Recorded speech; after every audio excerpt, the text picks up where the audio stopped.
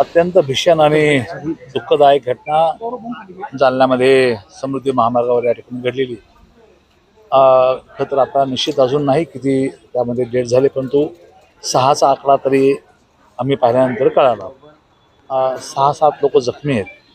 समृद्धी महामार्गावर लेबर काम करणारे जे मजूर होते, विशेषतः त्यामध्ये सर्व महिला होत्या आणि पिकअपचा चालक एक जण पुरुष आहे. सर्वच जखमी किंवा मृत्यू ह्या महिलाच आहेत. एकच फक्त ड्रायव्हर हा जखमी आहे. मजुराला घेऊन जात असताना ट्रकने त्यांना उडवलं अशी प्राथमिक माहिती आहे. आणि त्यात हा दुर्दैवी प्रकार घडलेला आहे. मी सर्व डॉक्टर्स लोकांना सूचना केला इथं. आमचे सर्व शिवसेनेचे नेते भास्करराव आहेत, आमचे अनिल भुतेकर आहेत आणि भाऊसाहेब आहेत.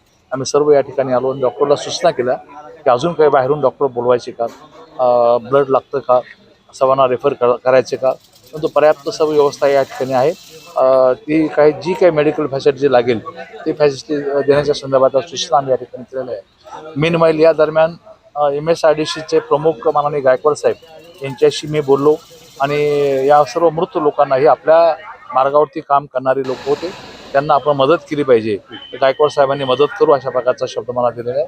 मी माननीय शिंदे साहेबांशी बोलेल, माननीय मुख्यमंत्र्यांशी बोलेल आणि मदत मिळवून घेण्याचा प्रयत्न आपण याकडे करू.